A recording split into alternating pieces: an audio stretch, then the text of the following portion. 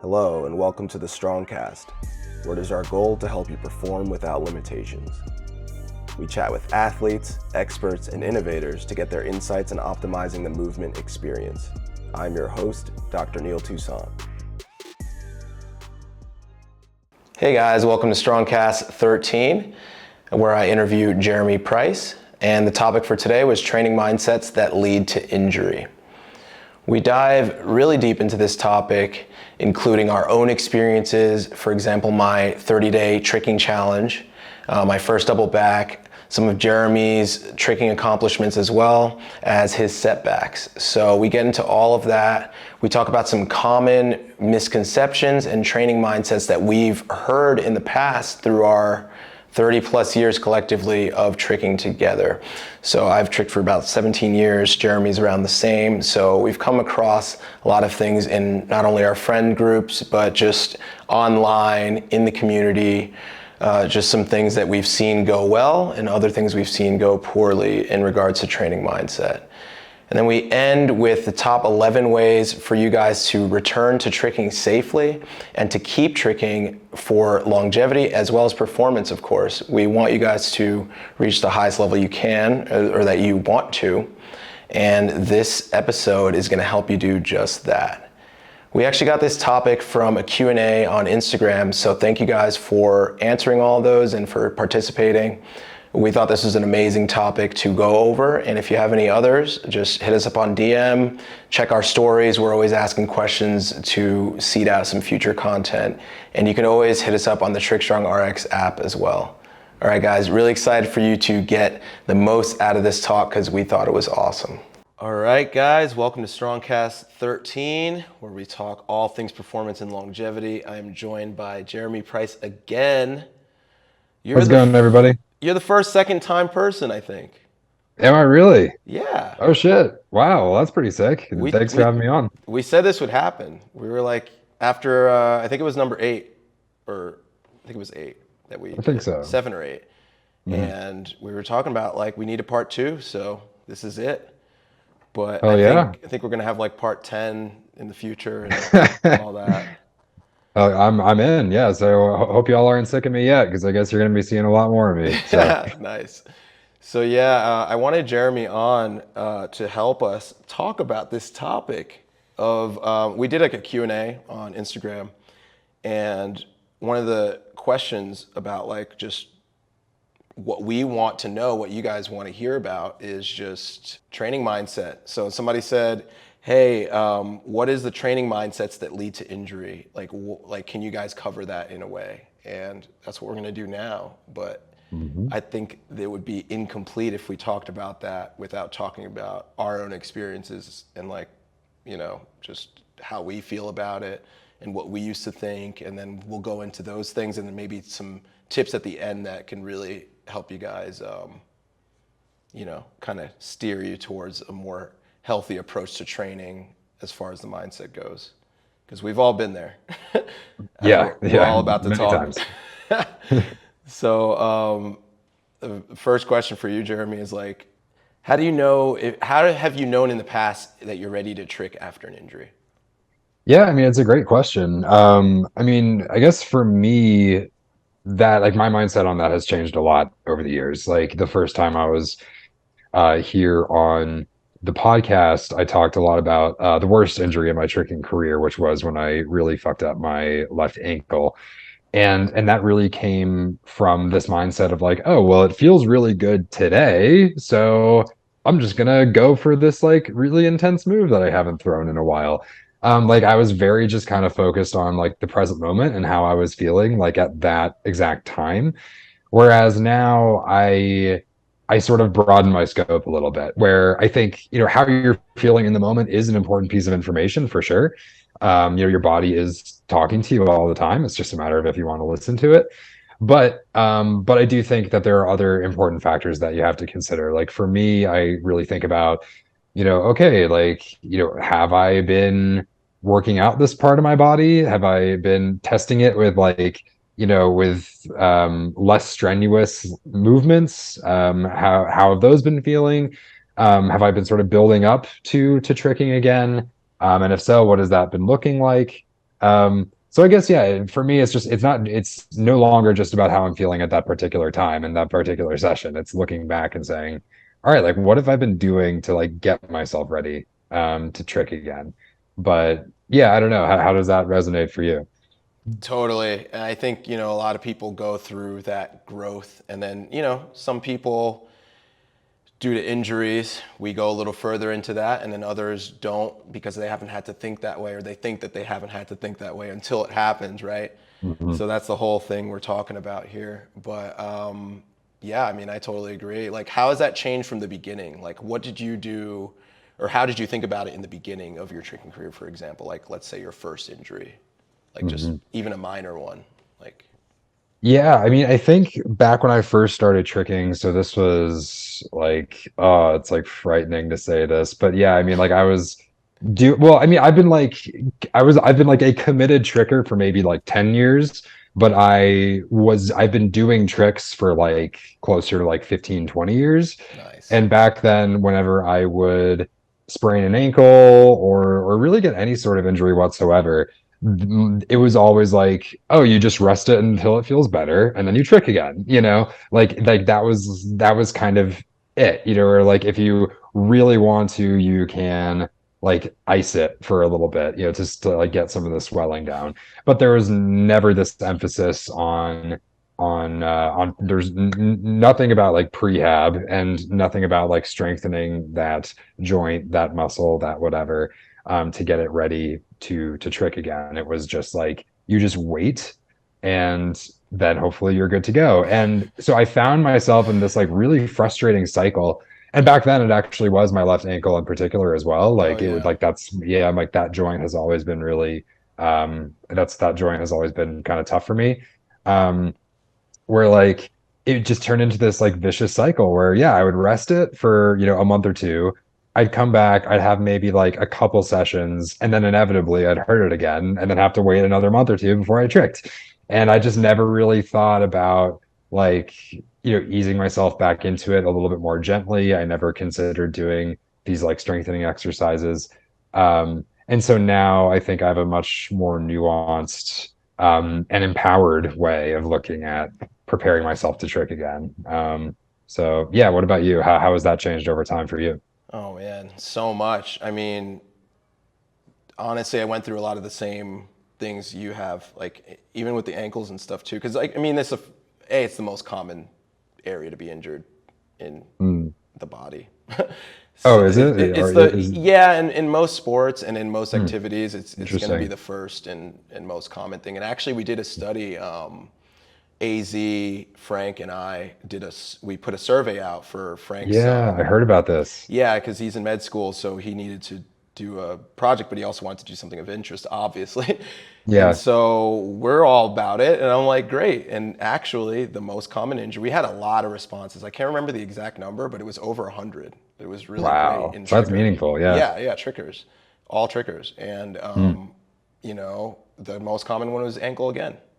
Wow. Yeah, That's so ankle, lower interesting. back, knee is like, Those were the three I was thinking. I was like, it's going to be either ankle or knee or yeah, back. I feel like, and as just like a non-essential aside, real quick, it's like I just love that the three of you are working together because yeah, it's like I'm tight with Frank from my time living in Florida. I know AZ from my time living in Tennessee, and obviously I met you when I moved to New York, and yeah. so it's like this is like a weird, awesome, like super Oh, friends thing happening right now, and I love that. dude, that's awesome. That's really cool. Yeah, yeah, Yes. yeah. So back to what we were saying, like, I remember the first time I think it was the first time I sprained my ankle. I was doing like a backflip off this stupid like balance beam. Like it was like a Mm. foam balance beam for no reason. And it's just like I wanted to like jump off of it. It was like 4 feet, 4 inches off the ground. It's like I don't know what the point of that was. But I Yeah. landed back onto it and my ankle like did this really fast. Oh, yeah. So it's like landing a backflip on a slant board. Yeah, yeah, yeah. So that's where that started. And yeah, I So it was like a totally, dorsiflexion yeah, injury? Like, yep, yeah, I feel like that isn't it always with trickers? I feel like right. it's like that landing short thing that always gets you, or at least it does for me. So, Totally, totally. Yeah, the landing short thing definitely sucks. And like normal people or other sports, they tend to roll it a lot. But in trickers, like we tend to, land a flip short or whatever and then do it that way. Yes. Yeah. Which I and actually I is a longer recovery, unfortunately, that kind of The sprain. dorsiflexion stuff is Yeah. longer. Yeah. Yeah, and like for that reason, I had the hardest time finding like good ankle braces when I would trick because like I was always like, man, it hurts when I land short, and I must have tried like literally like 10 different ankle braces because they all help with inversion eversion stuff, Hmm. but they don't give much support with dorsiflexion, and it was so frustrating. And for me, like it would act up even I remember I did like it's so stupid to even like say it, but I did like a kip up and I landed my kip up like in like this like really intense crouch, Yeah. and even that really aggravated this like persistent dorsiflexion issue for me. And so yeah, I mean it just kind of goes back to me not putting in the work to make it better. But yeah, anyway, sorry, continue. No, no, you're good. And actually, before I continue, have you found a brace that helped with that? Because I'm sure people would have, you know, would like to know. I'm sure they would. Yeah. Not really. Like it's really frustrating because Yeah. what I ended up having to do, and I did this for literally years, um, was even after my ankle surgery, I would just kind of tape. I mean, you've seen me do this probably. Is like I would just tape up my ankle, Yeah. and what I would do, and this probably is not, I don't necessarily recommend this, but it is a way it is a way to trick if you have dorsiflexion issues. Dorsiflexion being like, for anyone out there who's unclear, like it's like it hurts when you like pull your toes up toward your shin, right? Um, and so what I did was I would just tape my ankle to more or less immobilize my Achilles tendon, like completely. So that because like for dorsiflexion to happen, and you can correct me if if I'm not getting this quite right. For dorsiflexion to happen, the Achilles needs to lengthen and needs to like stretch. Yeah. So if the Achilles can't move, then you can't dorsiflex, right? And so I'm like, I'll just tape the fuck out of my ankle so that literally cannot come up, Yeah. and then I'll trick. And I mean, I guess that sort of worked, but you're just kind of you're allowing your ankle to stay weaker than it should be, and it's not a particularly safe way to train, as far as I can tell. So I wouldn't necessarily recommend it, but No. if you like need a little something to get through, like I don't know, maybe you just like don't give a shit and you just want to make it through like X battle and X gathering, like sure, try that, but I don't think you should make a habit of it. Yeah, I was actually literally about to say that. I'm like, look, if,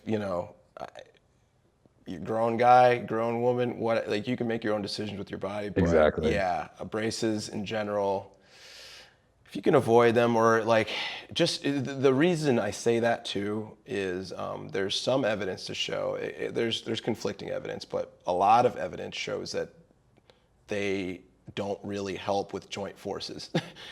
Mm, Secondly, even if they do, they're giving you a false sense of confidence where you would try something that you normally wouldn't be trying.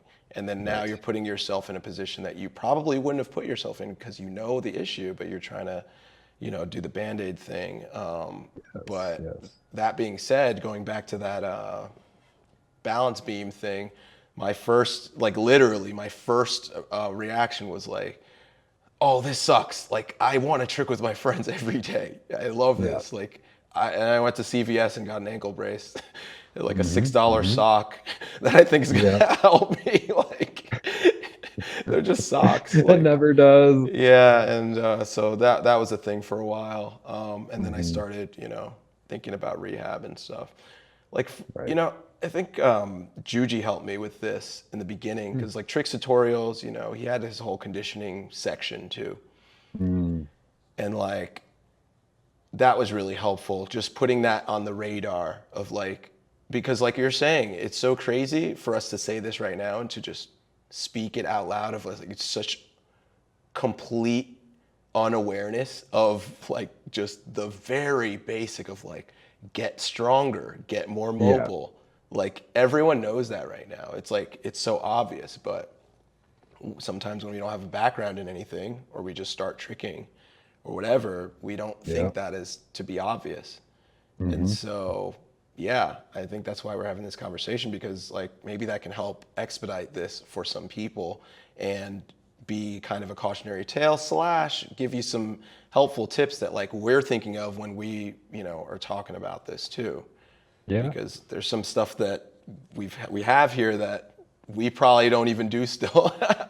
Right. So I think, And I think what's so important about this topic as we dive into it is that there are so many kinds of mindsets that I think can lead to injury, but in like a sneaky way, where it's like you don't really even know in advance necessarily that this mindset is putting you on the path toward hurting yourself.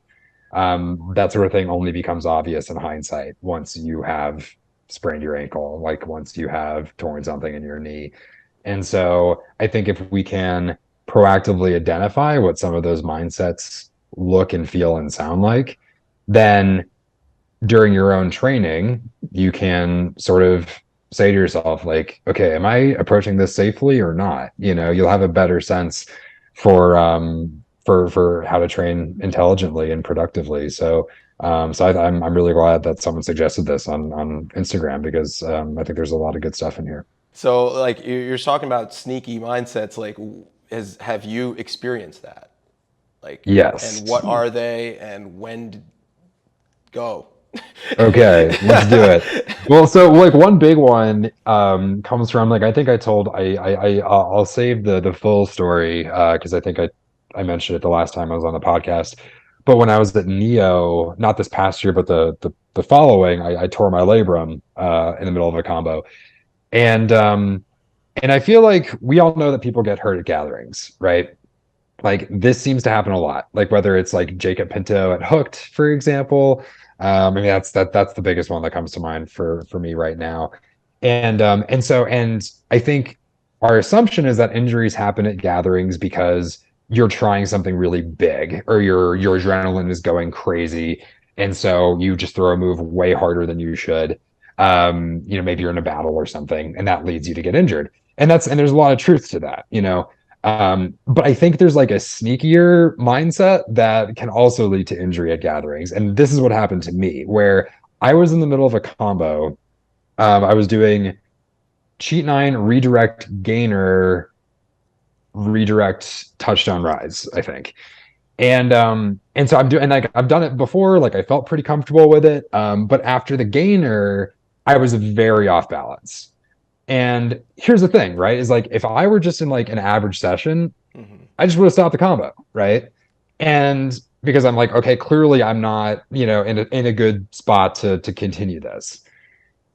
But and I think this was like my thought process sort of like subconsciously, like below the surface. Like I wasn't consciously thinking this, but in retrospect, I think this is what happened is like, look, I wasn't in a battle. I wasn't trying anything like super mind-blowing or super crazy, but you're still in the middle of the floor, surrounded by dozens of your friends from around the country, dozens of people that you want to look good in front of, big name trickers that you want to get dapped up by at the end of your combo, and you don't want to fucking stop halfway through, right? Like I finished my gainer, I'm like, okay, if I stop here, it's gonna look fucking dumb. So like, no, I'll just throw it, it'll be fine. So I just like I threw the TDR, and of course, that's when like I heard this pop in my shoulder. I was like, fuck, like what is that? And Yeah. sure enough, like I almost needed surgery. And so like that's like a prime example of what I'm talking about, where it's like I wasn't doing anything crazy. I wasn't in the final battle. I wasn't going for a double backflip. I was just afraid to look dumb. I just really didn't want to look stupid for abandoning a combo halfway through in the middle of a gathering. So I was just like, even though I'm off balance, even though it doesn't feel right, it'll be fine. Like I'll just throw it. And I think that's a time where you can get hurt, like I did. So there you go. Yeah. Thanks for sharing that. I couldn't agree more. I've had the same thing. I haven't had it Mm. where it was like a major one, but I've definitely had that like sprained ankles and whatever at gatherings, like probably every gathering, I think that's happened, Yeah. like for real, for one reason or Mm. another. And to your Hmm. point of like gatherings being a time where you need to be careful is like no sleep, Yes. you're traveling, dehydrated, not eating well.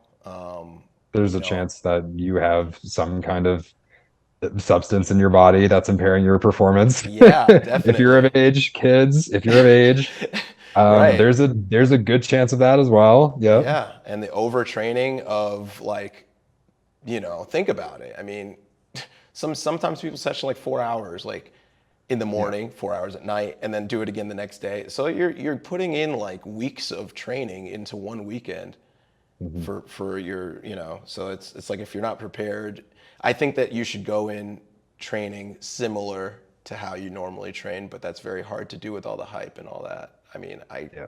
like I said, I've felt it. Mhm. Is there a But particular injury that comes to mind for you when you like look back at past gatherings that you've been to and you've experienced some of these like ankle sprains and stuff like that? not gatherings, but I'll definitely talk about my knee injury. Yeah, As yeah, I'd far love to as hear about like that. just that's overtraining over a longer period of time. Mm, So I basically had a gathering for 30 days on my own. I remember that. I Yeah, remember that. yeah. So like the thing was just like, I don't know, my progression was very steady throughout the years. I've been tricking similar to you now, like 17 years now. I Hmm. started in 2005, and I've always felt that like, well, it's going right to left on the screen, but whatever. I've always felt that like my progression's been like a steady increase. Hmm. And I don't know, like we're gonna talk about this mindset too of like seeing people. Instagram wasn't there back then, whatever, but like seeing people on like other social media platforms and all this stuff like YouTube, Instagram, wherever, just having this progression where it Yeah, skyrockets and it's like, whoa, yeah. I want that too. Like, how can I Mm, get that? How can I hmm. how can I have that progression? Hmm. What are the options? Train more. That's pretty much it, right? Yeah, Like if you're thinking about it from that perspective, you're like, okay, I want to get better, then I need to train more. But you're not going to always think about managing your volume or whatever. Especially you've been tricking at right. that point. I've been tricking for already 11 years at that point. So Hmm. this is 2016. Hmm. Yeah, Instagram was there. And I Yeah. posted this all on Instagram. Yeah. But yeah, like I just wanted to get better faster than I was already getting, and then in hindsight, Hmm. it's like, well, okay, that set me back quite a bit.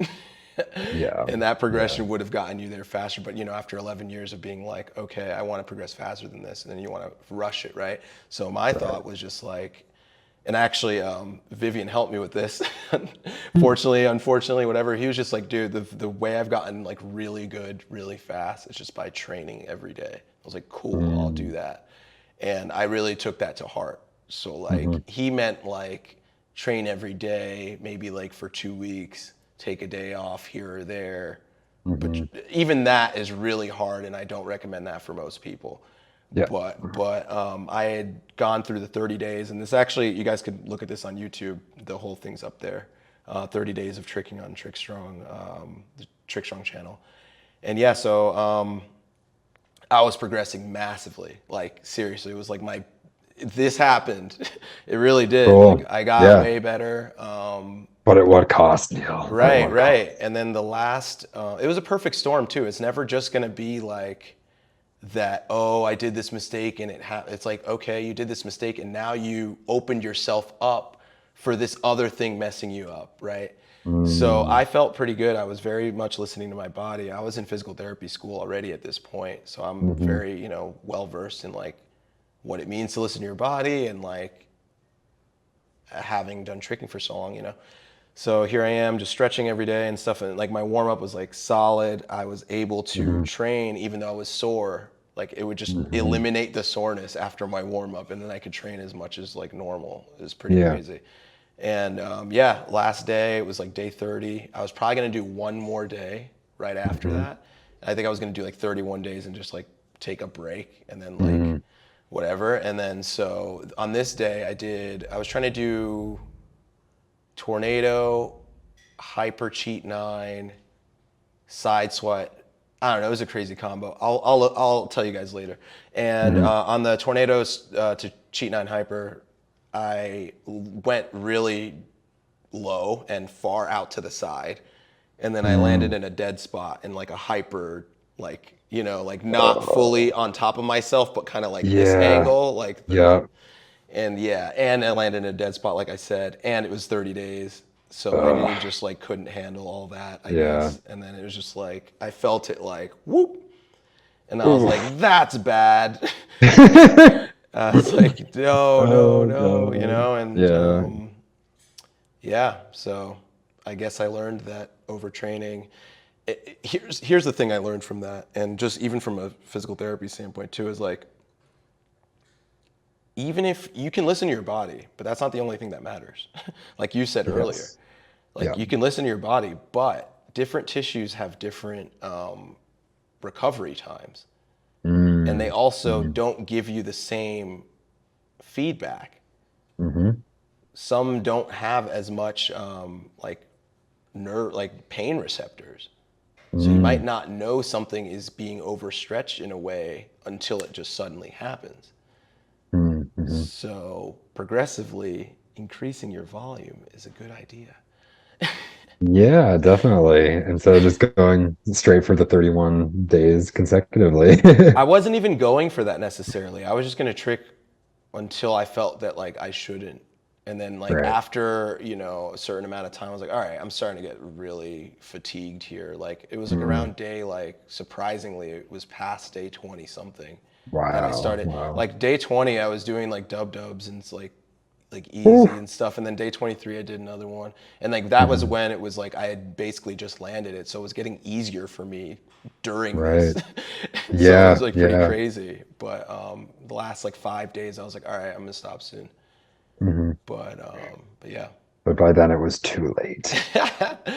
yeah, Oh man. Yeah, that's a really interesting story, and it shows that, like, to me it sort of speaks to this, like, this very, like, anime inspired, like, I'll just train harder, and it proved, I mean, there is power in that, I mean, it does, like, there is, you probably will get better, but I think it's also a powerful tale of, like, you know you will hit a limit at some point. And for, we can pretend to be anime characters all we want, but the fact of the matter is that we're still flesh and blood. And so, and even if your mind is ready for more, your body just may not be.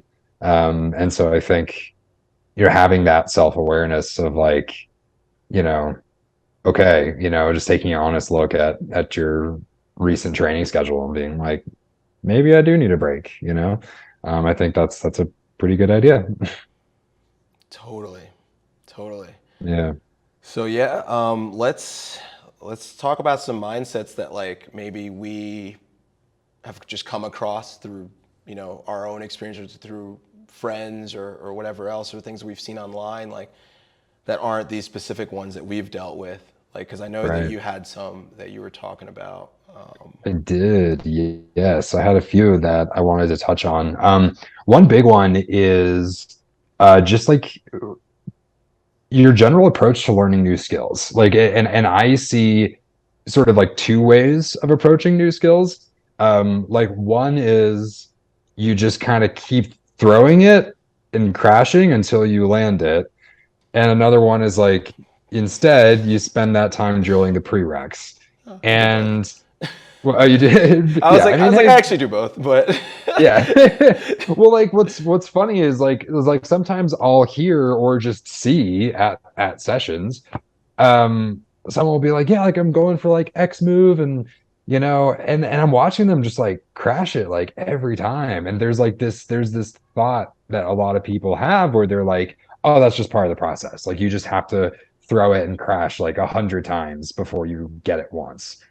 But honestly, I'm like, if you're crashing it 100 times, like, I don't know if you're ready to be throwing it, like, there are safer ways to train. There are other, and a different mindset that you can use to train, where, like, when I was learning, I mean, obviously I've talked a lot about all the things I've done wrong with my mindset, but one thing I did right when I was first learning double cork, for example, was I was like, okay, I'm terrified of throwing this and it's dangerous. So I'm just gonna drill the fuck out of cork D leg until this shit is like about as good as it's gonna get. Until it's high, it's floaty.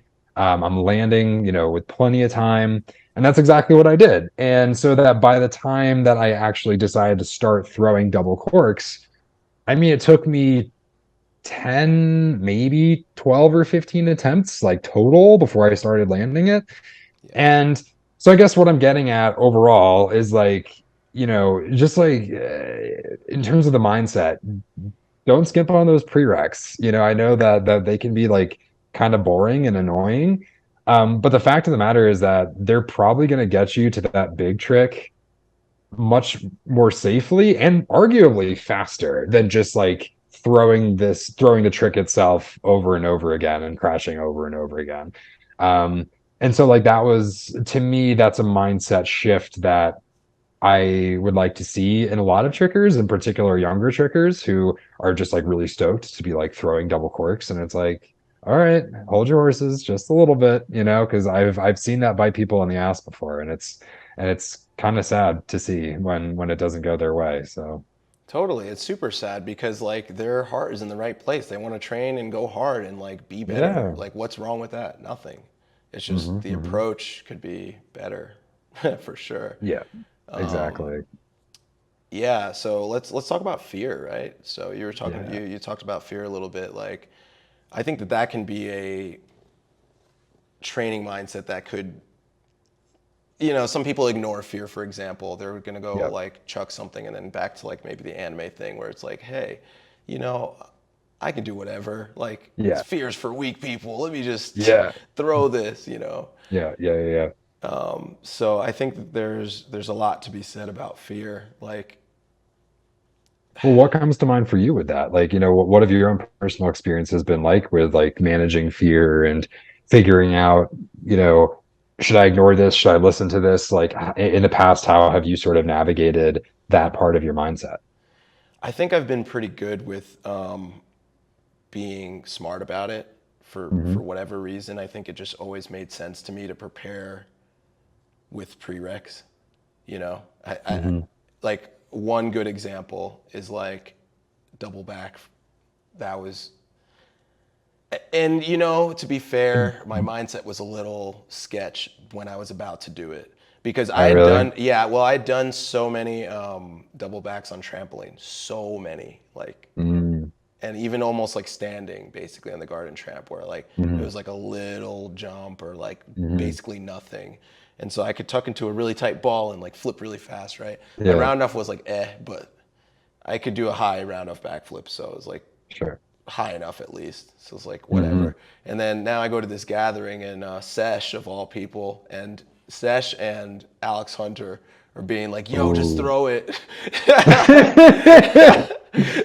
Yes, yes. And honestly, this is a happy story. I just threw it. I was literally, this is why I say my mindset was like, this is what we can talk about here. Like when I was about to go, I literally was like basically prepared to die. I'm like, I don't know what's going to happen here.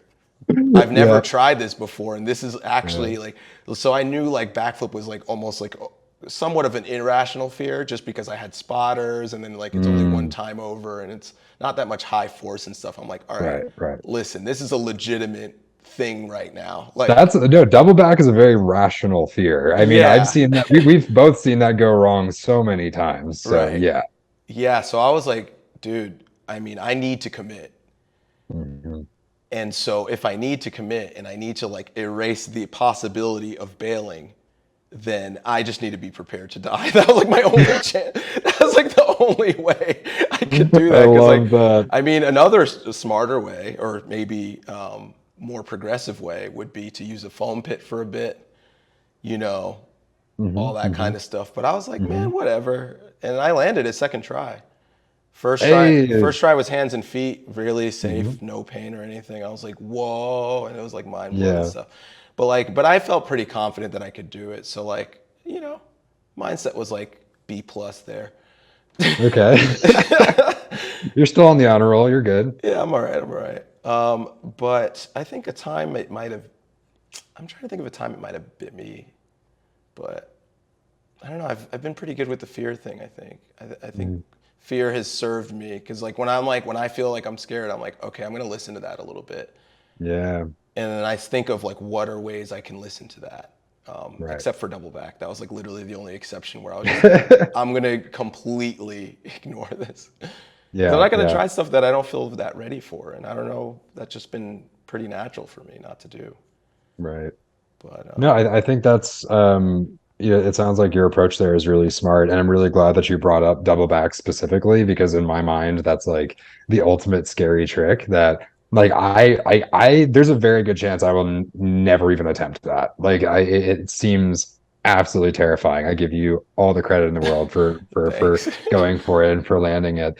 But I think the fear thing is super interesting because that's something that I struggled with a lot when, especially in my early tricking days. Like, I remember if I wasn't absolutely sure I was going to land a trick, I mean, I remember like pacing back and forth across the spring floor when I was like 13, just like hyping myself just to like try a cart full, you know? Like, I used to get really in my head about fear and I had a really hard time managing that part of my mindset and figuring out what to do with it. And so as a quick aside, that's actually the very first tricking article I ever wrote was about fear and managing fear. Nice. And so this topic is like very close to my heart. And I'm also glad that you brought up like the rational versus irrational fear thing, because I think like I think if you're experiencing fear when you're about to try a trick, you know, you do have two kinds of fear, right? There's the rational fear and there's the irrational fear. The rational fear comes from this place of like truly not being ready to throw it. Or it's just a truly scary trick, a truly difficult trick. Like double back, like I don't care how much you've prepped it, which it sounds like you did a lot on trampoline. It sounds like the prep was absolutely there. That's just going to be scary kind of no matter what when you throw that for the first time. And then there's irrational fear, which is like, for example, like me trying like a double cork for the first time after doing all this prep work. It's like, look, like I know rationally I am ready for this. You know, I've put in the work. I've been smart about my progressions. I've been diligent about knocking out the prereqs. And at a certain point, you just gotta kind of fucking go for it. And at that moment, you might still experience fear. But in my opinion, that's not necessarily a sign that you shouldn't do it. You know, like if you can take an honest look at yourself and say, no, like I've prepped for this appropriately. If you're still getting a bit of a fear response, um, then you sort of got to power through it. And I think it's learning to figure out the difference of like what that fear is telling you. Like, okay, is this fear, am I afraid just because this is new? And I'm ready for it, or am I afraid because I'm doing too much too soon and I'm really not ready to try this? You know, so I think it's a matter of like being aware of that fear that you're experiencing, and then also having the self-awareness to make an informed decision about what to do from there. And I think that takes a little bit of practice because you're not always going to get that right. But I think it's a skill worth practicing. Oh, for sure. And we almost have to practice it. Like, and you can practice it in a good way of being aware of this, or you could practice it being unaware of it and not Hmm. knowing what's going on. And then your mind feels like chaotic because you're not really understanding why you're feeling that way, right? So I Hmm. think that's awesome. Like, and also noticing like what environment you're in because it's not only the rational versus irrational. It's like, okay, is the environment unpredictable? Because that's going to bring your fear up. At least it does for me. Like Hmm. if I'm about to go Hmm. do something that's difficult for me or takes a lot of concentration or whatever, and then the environment's like very chaotic, like kids running around and all this Yeah, you're at stuff, like a like trampoline park it's or something. yeah, it's Yeah. gonna make either fear go way up more, or you're gonna be like, well, F this kid and not think about what you need to be doing. And then either way, it's not gonna go well. Right, So right. that's one of my fears, just environmental. We didn't even write that one or anything, but like environmental stressors. No, that's super real. Yeah, I've seen so many clips and I've had so many close calls at trampoline parks where I just yeah, like that's a great point that if your environment is kind of chaotic and it's you're adding all these like other distractions and to what needs to be a very focused moment for you. And if you don't feel like you can dial in appropriately, then just it's not your day, and that's okay, you Exactly. know? Exactly. That's exactly what Yeah, I'm trying to get to. Yeah. If you realize the environment's bad, either internally or externally, do it some other day. And that's what we've all had to exactly. learn through experience, unfortunately. Yeah, just gotta Yeah, live to trick another day sometimes. That's for exactly sure. right. For sure. But what else we got here? We got feeling rushed. Have you ever Mm, felt rushed to get a skill for any reason or to be better than you are at any point? I kind of talked about that earlier, but have you ever had that? for sure. Yeah, I think this is a really common mindset issue for a lot of trickers is um they want to rush to a higher skill level as quickly as possible. And I think this comes from a lot of different pressures in a lot of different places. Like, for example, if you are planning on going to a gathering in a month, like you want to show off your skills, you feel this pressure, like, okay, like I better rush to get better, right? Um, or if you take a break from tricking and you're coming back to it and you haven't trained in, say a couple months for whatever reason, I think there's this desire to rush to like get back up to where you were skill wise, because you don't like the feeling of, oh, have I lost this trick? Have I lost that trick? Like that's kind of a gross feeling. And so you're like, nope, I'm just gonna rush right back to where I was and then go way past it. Um, Sorry, or by the way, yes. sorry. Jeremy also wrote an article on that, and it was awesome. Where was that Thank you. on? Where was that on again? I'm trying to oh, The about fear of losing losing tricks. tricks. Yeah. Yeah, yeah, that Just was so for that people, was to, on if the they want to Invincible dive blog. deeper. Okay, it's on the Invincible Yes, blog. yeah, yeah, yeah, yeah, yeah. Cool. That was I think I called it like what is it? Like the art The of art I of think it's losing called tricks. That's what I yeah, I think it think was it's called called. the art of losing tricks or like the art of losing your tricks or something. The subtle art of losing your tricks. There There we it go. is. Cool. Right. Well, because like and something I talked about in this is like, tricking generally speaking is a very positive, supporting, loving community kind of no matter who you are. But it's also sort of inevitable that your social standing in the community, how much status you have, is largely a function of how good at tricking you are. Like, wish that weren't true, but that's kind of human nature, right? Like, I mean, like at the gathering, like fucking everyone wants to, meet Ethan Turner, like fucking everyone wants to like sit next to Michael Guthrie for a little bit, like that's just how it is.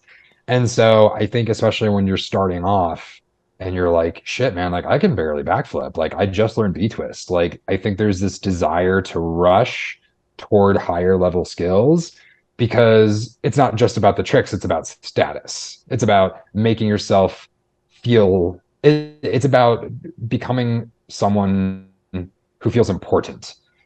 It's a way of like of cultivating a sense of personal self-esteem within the community, because no one likes to feel like a nobody. I mean, like I certainly felt that way when I first like started going to events and stuff. I'm like, nobody here knows me. Like I don't have any tricks that are particularly impressive, and that feels kind of bad. Like I want people to like notice me and like say that my tricks are good. And so I think Yeah. there's this desire to rush toward the higher skills just to feel included, and I think but that's obviously where you can also get into some trouble because sometimes you're biting off more than you can chew if you're going for stuff too soon. So yeah, I don't know. Does that bring up any thoughts for you? Like, does that ring true for you? Yeah. I mean, absolutely. All of the above. I think that's what triggered that 30 days of tricking as well, like indirectly, Mm, directly, whatever. I mean, obviously, at that point, I was very like internally like I want the skills as well, but mhm, mhm, every no one can say that that's not a part of it. What you just said, like, mhm, and be mhm. telling the truth. I think that like I like the idea of like everyone in the planet dies and then you're Wait, what? I That's know. just Let me sorry. finish That's my a great sentence. sentence right there. But yeah, please I continue. knew that would be some sort of soundbite or something. I No, know but that's definitely going on IG later. no, but like I like I like the thought of like, there's no one's there and you're striving for a skill just because you want to do it. Okay, so apocalypse happens. Are Mhm. you going to still be chasing quad cork? Are you going to be chasing triple cork? Are Mm. you be chasing double cork? Or are you going to just be like, all right, well, tricking's fun. And like, I have like, let's say you have all your resources, right? You have like Mhm. food, water, shelter. You're not scared of anything. And you're Mhm. healthy and somehow you have had medical care or something. And you're like, you know what? I want to trick. There's no one here. Are you really going to push it past where you thought was possible? Mm. Or are Mhm. you going Mhm. to just stick with what's fun because you can already do it? And I always play that mind game in my head because it's just an interesting thought experiment of like, Yeah. where are my motivations? Yes. Yes. And I think that for us to progress as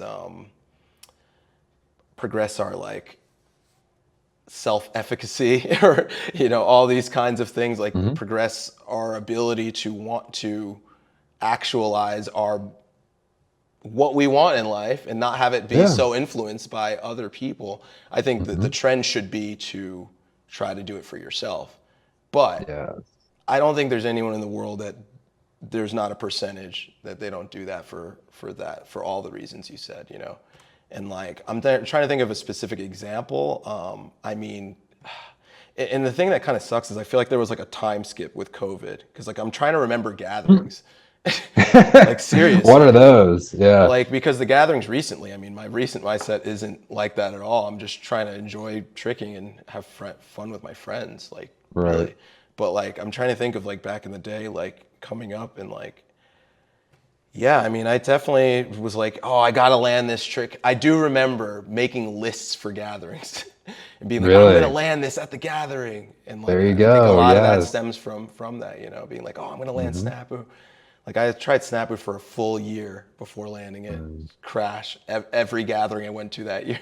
It's like Mm-hmm. 50 of them. Yeah. And Yeah. Yeah. it's Yeah. and it's all for the glory. Yeah, I think so. I think, and part of that isn't even specific to tricking, but I think all of us are kind of immersed, especially right now, like in society. There's this, I mean, this has always been present in American life in particular. Can't really speak as much for other countries, but this whole notion of like you always got to give 110%. Like if you're not getting better, you're getting worse. Like hustle, grind, like do more, be better, be more. And it's like, and I think there's this pressure on us to always be pushing it to the maximum of our abilities. Um, in order to feel like we are achieving enough, in order to feel like we are being enough. And I think that's also where some of this like rushed mentality can come from, where it's these general cultural pressures to just like do and be more, faster, better. And like I have another article about this on the Invincible Tricking blog called "Why I Will Never Be the Best Tricker in the World" or something Or like that. wrong. Yep. And it's like you just don't have to fucking do that if you don't want to. Like like I very much trick from the perspective of like I do this because I love the culture, I love the community. It's fun, I do want to get new skills, I do want to get better. But I've like made a conscious decision to like not listen to these like greater cultural pressures to like always be like hustle, grind, 110%. It's like that shit is not for me personally. So, Yeah. but yeah, Totally. I don't know. But yeah, tell No, me more about the yeah, go sorry. Yeah, go ahead, sorry. all I was gonna say is like that's the other thing that people don't like take into account sometimes too. It's like I know this would have sounded crazy to me back then, but like there's other things, besides tricking. And so like Hmm. maybe you put, at some point maybe it's 80% of your effort towards tricking and then like, then you're just like a 20% and the rest of your life, right? And then like, is that Yeah. healthy? Is that sustainable? Maybe when you're in high school and you have like just school and tricking, yeah, that's fine. That's normal. And but once you start having to do your own thing and like, that's where it becomes like you have to make conscious decisions. And like that's the thing that like that's my like that's like my whole thing I want to give to people in life is like the choice, the educated Mm. choice, and the mindful decisions. Not saying like to do anything one way or the other, but just like, hey, these are the factors, these are the things that can contribute to that, and just being aware of that, because some people aren't aware of like, we haven't been aware of this in our lifetime of the stuff Yeah. we're saying. Hmm. And it's like, well, if you're aware of it, then you can check yourself, and then you can be a little Hmm. bit safer next time without having to go through some of these experiences. And I think that's awesome. Exactly.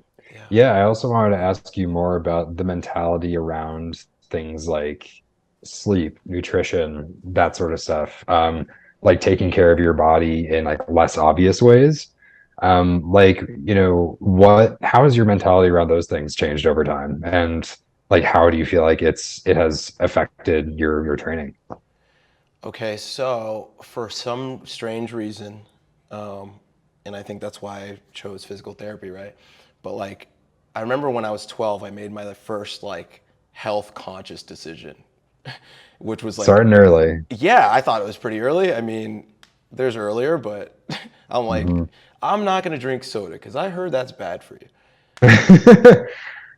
Probably a good choice, yeah. Yeah, and so I stopped drinking soda, and I guess what I'm trying to say is that like it's been more natural for me, and I recognize that than maybe some others. So for me, what I've noticed is that every time added something like that, I felt better. It felt like an Mm-hmm. obvious thing. It was like, oh yeah, of course, Hmm. after having done it. And then there was a Right. certain threshold where I don't really feel different anymore, even if I add or remove stuff, which kind of Mm. makes an issue. But like once your diet's generally healthy, it's like you're pretty healthy, right? And then that's where I kind of flipped from like back in the day, I was like very strict. I was like super Mm. strict with like, okay, like yeah, like super strict. I'll just leave it at that. Mm. And then, trying a few things here and there. And then now I think I'm more at a place where like I believe very much in like the 80% rule, And if you want to be good some weeks, it's 90%. You're on vacation, it's 70%. The average of the year, 80% rule of like eating generally good things that Mhm. are from Earth are pretty good, not from a Mhm. factory. And that's my current views right now. Like it doesn't have to be complicated. Mhm. Everyone pretty much knows how to eat. And the question is like, you have to figure out why you want to eat that way because Mm. you're going to go back to your old habits. And that's for any habit. It's like you will Yeah. do that. You will revert if you don't have a good reason. And for me, it was like, I wanted to get better at tricking. So like, and I Mhm. also value my health. And then I started becoming like going into this medical route. And I'm like, okay, well, it's pretty important for me to be healthy for not only all those other reasons, but to also practice what I preach and all that too. Mm. Mhm. So like I've No, I've I love. kind Yeah. no, sorry. Like I've kind of like I think it's a good tool to like use certain pressures that you work with. Mm. Okay, so if you're somebody who really thrives off of like people seeing that you're doing well and like Mhm. I'm like that in a way. And I'm like, well, I'm gonna do better because I know that I have accountability. Because I know if Mhm. I'm not doing what I said I was gonna do, then people are gonna like know that I did that, and I can't have Mhm. that. Right. Right. Right. So yeah, yeah. No, that totally makes sense. And I think, from a mindset perspective, I'm just wondering how, if anyone's watching or listening to this, if they can, like, what mindset shift can help them eat better, sleep better, take better care of their body. And I'm not sure, and it's probably not as simple as this, but I know that one thing that's always helped me make smarter choices in that area is to realize, like, in a sense, I'm not just tricking when I'm tricking, if that makes sense. Like, I'm always tricking. Like when I make choices about what I eat and how I sleep and how I take care of my body, like that all factors into my performance at the gym. And so I think if you kind of make this mindset shift of like, but from I trick for, twice a week for 2 hours or whatever, to like, hey, like I'm in a sense, you have to use a bit of metaphor here, but in a sense, you're always tricking. Right. The choices you make 24/7 are going to affect your ability to train and how successfully and how hard you train.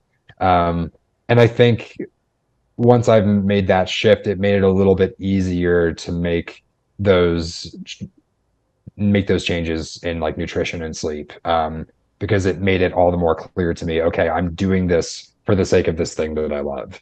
And I think that made it a little bit easier. Totally. And like just to add to that real quick, because that sparked a little thing in me is like we train so hard for this kind of stuff. And it's Mm-hmm. like, do you want either A, your efforts to go further, or B, it to be a little easier for you to get to the whatever level you want to be? And Mm-hmm. these are the Mm-hmm. ways, like outside of training, because like you said, we can't trick 24 hours a day actually, but we can trick Mm-hmm. by creating a better environment for healing, Mm-hmm. better environment for just, recovering, for growing, for getting stronger. Because if you're not sleeping, you're not going to get stronger. If you're not eating, you're not going to get stronger. No matter how much Yeah. work you do, you will get weaker. Like, look at people on mountains that get stuck on mountains. All these dark things today. But What was it? I love the thought that everyone's dead. something like it was close. It was Something close like enough where I'm that. not going to correct you. Yeah. But yeah, but I don't know. I think just seeing it from those perspectives is really nice. And I would like to kind of close out with some tips for people. I know we went over a lot of them, but Hmm. I'm Hmm. wondering if we can just like rattle off our list that we Let's had do it. collected for you guys. It's top 11 tips for returning to tricking safely. Yeah, well, let's bang them out. Let's Sometimes bang it them out. helps even as like a recap. You know what I mean? Yeah, so let's recap this thing because I want people to leave with something actionable Hmm. and something like a checklist of like, okay, these are the things that I could do to be pretty smart about returning to tricking safely and also to continue tricking safely. So, Yeah, and you can chime in, you can read.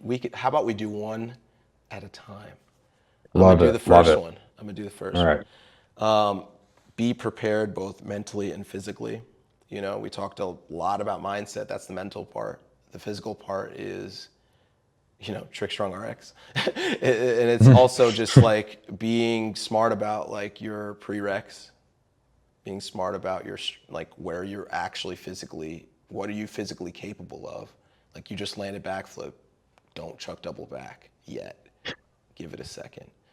Next, That's right. Jeremy. Yeah, wait until you have Alexander and Sashimaru pressuring you into double backflip. Then that's when you throw it. That's Um, exactly it. yeah. Next is live a healthy lifestyle at like 80% plus, which is what we just talked about when it comes to things like sleep, nutrition, hydration, stress management. That last one's a really big one for me. Like I think a lot of people don't fully acknowledge how strong that mind body connection is. Like if you're stressed out, like that's going to physically change your body. That's not a metaphor or an exaggeration. Like your body would be physically different if you are constantly stressed out. And so I think taking time to take care of your mind, as well as your body, setting some time aside to look inward and figure out how to increase your well-being in general, you're going to see a really positive impact on your training. So yeah, that's an important one. Couldn't agree more. It's true. There's research. Mhm. Next, warm up. Do your own research. Yeah, Uh, I'll send some. I'll put some articles. How about yeah. I put something in the description about that? There you go. Yes. Love it. No, it's huge. Next one is warming up properly every session using a complete warm up. And a complete warm up means we have a 4-step process to our warm ups with TrickStrong. First step is priming the system. I'm going through this super quick, just if you want to learn more, there's a warm up section. But is, priming, like getting your blood flow moving. That's basically what priming is. Next one is mobility, just dynamic stretching sort of things, like things to prepare yourself to move. Then getting some stability, so something like a plank or a hold or something. And then a movement prep, which is something that looks like what you're going to do. So if you're about to lift, then do a lift with less weight, or do a lift with body weight. If you're about to trick, throw some round kicks, throw some hook kicks, throw some basics, throw some leg lifts off the wall. Definitely warm up. This shouldn't take very long. All the things I said would be easily done in a 10 to 15 minute time span. Like, that's it, 10 to 15 minutes. Mm-hmm. But that can all be done within then, and you'll be much better off for it. Most definitely. Yes, love that.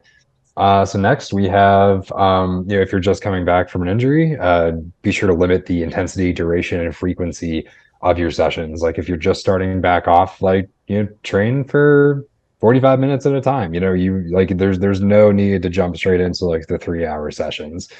As Neil was talking about before, important to limit like consecutive days of training because your body does need that time to rest. Ideally you're not going more than like 3 times a week ish. And I mean, this is like kind of common sense, but like it's worth repeating is like, just like stick to basics to start off with.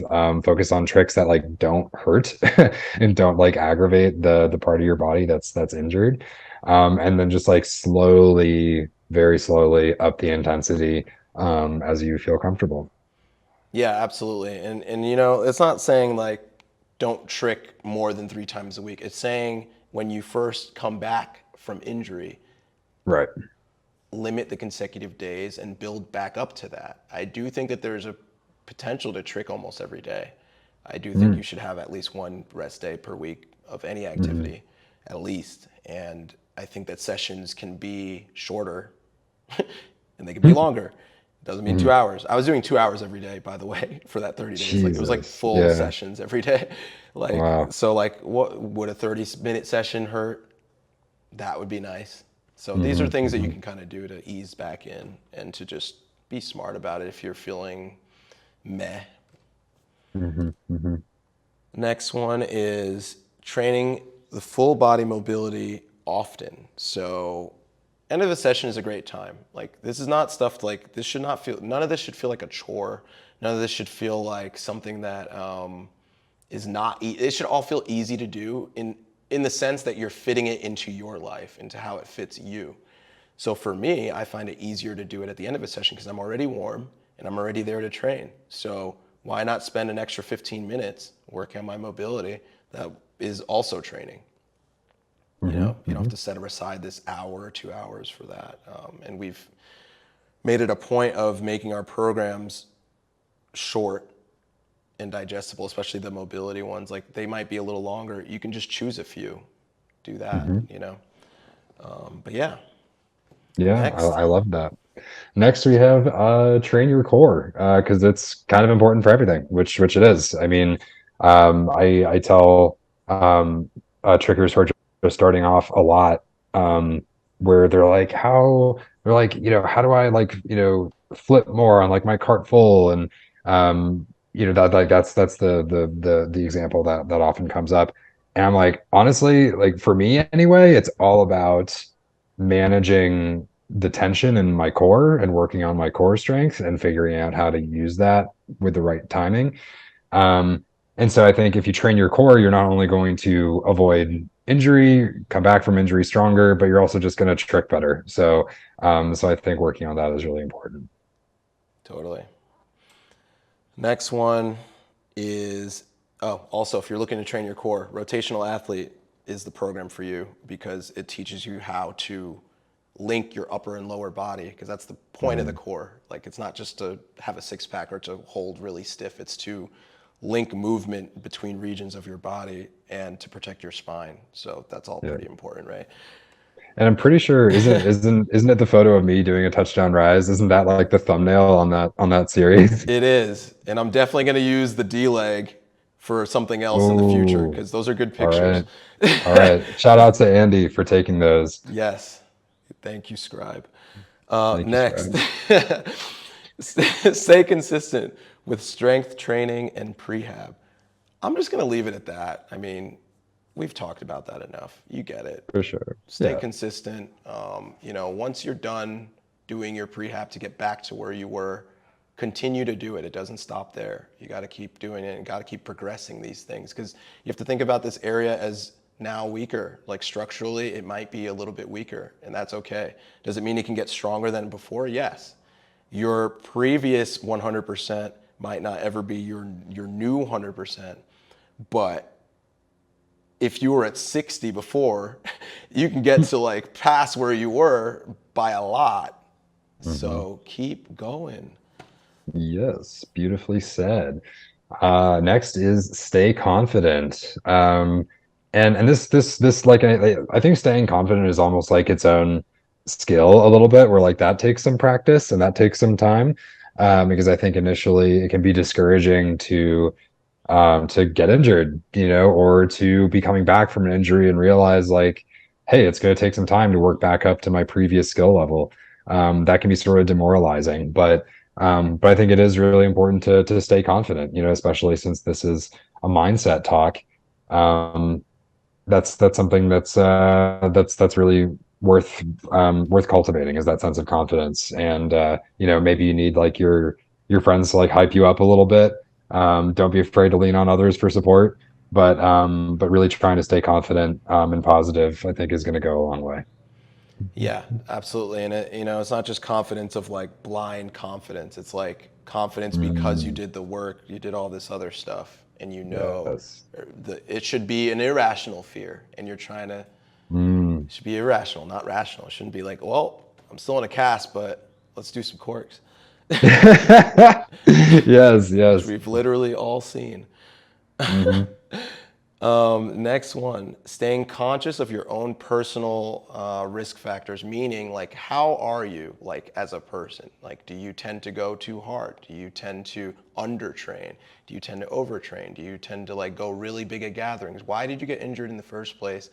And try to check yourself from a mindset standpoint of seeing, oh, I'm falling back into this pattern of mindset. Like, I'm about to do another huge trick again at a gathering that I don't feel confident or ready for. Maybe this is a warning to not do that this time. It's a Big good time to do facts. that. Yeah. Exactly. Yeah, it all comes down to self-awareness, being mindful of your own habits of thinking and behaving. Um, let's see. My last one is prioritizing recovery. And so we've been talking sort of throughout this conversation about listening to your body and how important that is. So if you have a hard day, if your body's kind of feeling like shit, like it's okay to modify your intensity accordingly. But then also doing your like soft tissue work in the form of like foam rolling, massage, whatever works best for you. But then you also have other things that can help with your recovery, or just like staying healthy in general, like yoga, meditation. um you know Wait, you wrote steady state cardio. I'm I not sure what did. that is. Yeah. What No, is I can that, talk Neil? about that. Yeah, for Yeah, yeah, yeah. sure. So this is a good thing that we didn't talk about. You can boost your recovery through all the things that Jeremy said, and through cardio that is like steady state cardio, meaning very low level, kind of just like walking, for example. Hmm. Walking is great for recovery. Hmm. So is like just chill biking, just using your body is very good for your body. It's crazy. Imagine that. Yeah, it's like an oil change every time I'm thinking about that, because I just did one for my car. But it's like an oil change for your body. You move around, your blood's flowing, and you heal faster and you feel better. So walk on recovery days, or every day actually, because it's good for you. Oh yeah. Yeah. And my last one is progress intelligently. I mean, we're broken records at this point, but yeah, I just wanted that in a little concise list for you guys. So like, if you ever want to refer to this podcast again and just listen to the last like 20 minutes or so of just like, what are the best tips from this thing? And I think these are all here. So progressing intelligently means everything we said, which is just like, have the prereqs, feel like your body's ready, feel like your mind's ready, and then go for it. And you can use other surfaces. It doesn't always have to be straight to floor. I think that's like more of an old school thing that like I started with. But there's a lot more surfaces that are not only available to us now, but they are in like every gym. Like, it's just widely available. Like before, it'd be like, oh, I got to go to the foam pit gym, and now I have to go to the Resi gym, and so some of these gyms are getting a little bit better. Mm, So I would try to put yourself in a position where you have access to different surfaces, so you can troubleshoot and try tricks in a safer mm, environment. hmm. But yeah, Yeah, love that. yeah, All right. Is that everything? I Did we think do we it? did it. I think we did it. So yeah, any final thoughts? I mean, I think we said everything. I think we pretty much did. Yeah, I guess like, for me, a final thing would just be, like just to be mindful about your own mind and your own mindset, right? And taking the time to examine like where your head is at instead of just kind of like acting, like examine how you're feeling. Are you stressed out? Are you impatient? What is motivating you today? Is that different from what was motivating you yesterday? And I think if you take the time to gain that self-awareness and look inward, you can start making really smart decisions about your training, to maximize safety and help you progress a lot faster. So that would be my final thought, I guess. Couldn't have said it better. Thank you, brother. Thank you so much for doing this with me again. It's Jeremy Price again. Where can they find all of your stuff? So, your writing. If you haven't watched StrongCast 8 and you don't know who Jeremy is, I feel sorry for you. But he's an awesome writer, tricker, friend. Oh, appreciate you, man. So Thank you. yeah, like where can they find your stuff? Yeah, so you can find me on Instagram at jpricetricks. If you're on Twitter, I am. I'm at Jeremy underscore Price underscore. And I'm on Facebook too. So yeah, you can just kind of look me up there, Jeremy Price, and feel free to add me. But yeah, always happy to talk about tricks, mindset, tricking culture, etc. I love this shit more than just about anything else on planet Earth. So always happy to connect and chat. Nice. Love you, brother. Thanks again. Love you, man. Thank you.